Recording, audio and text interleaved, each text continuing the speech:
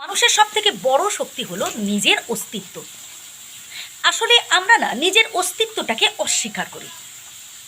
আমাদের মধ্যে যে আমিত্বটা রয়েছে সেটাই আমরা ভুলে যাই।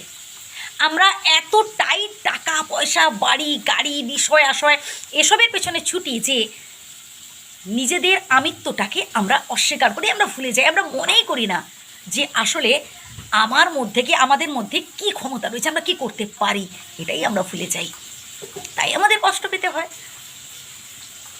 নিজের অস্তিত্বটাকে টিকিয়ে রাখার চেষ্টা করুন। সবাই বলছে তাই বলছি, সবাই করছে তাই করছি না।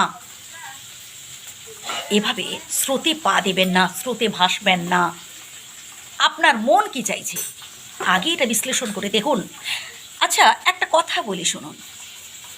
ধরুন আপনার মনে কোনো খারাপ বিষয় উদয় হলো, মানে আপনি ভাবলেন এমন কিছু কথা যেটা হয়তো খারাপ, বা আপনি কিছু খারাপ কাজ করতে চাইছেন, ঠিক আছে। প্রথমেই দেখবেন আপনার মনে ভালো বুদ্ধি আসবে। সেই ভালো বুদ্ধি আপনাকে বলবে যে কাজটা করা কি ঠিক হবে।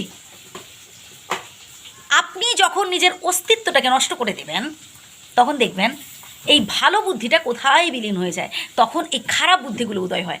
আরে পরবর্তীকালে যা হবে তখন ভেবে দেখা যাবে, এখন তো উপভোগ করি, এখন তো এনজয় করি, এখন তো লাভ করে নিই। এর অর্থ হলো আপনার নিজের অস্তিত্বটাকে আপনি নিজেই হারিয়ে ফেললেন। সদা সর্বদা নিজের অস্তিত্বটাকে টিকিয়ে রাখার চেষ্টা করবেন।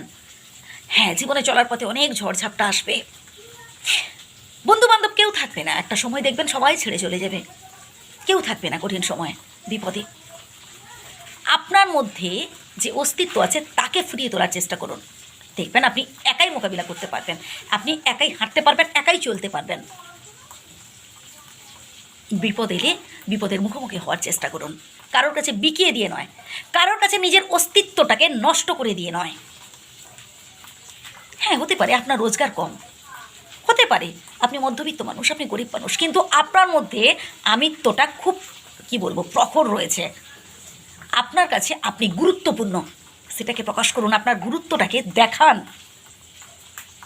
আপনার যদি ক্ষমতা থাকে, আপনার যদি শক্তি সামর্থ্য থাকে, আপনার যদি ইচ্ছা থাকে, তাহলে আপনি পারলে গরিব দুঃখীদের পাশে গিয়ে দাঁড়াতে পারেন, বিপদে আপদে কাউকে হেল্প করতে পারেন।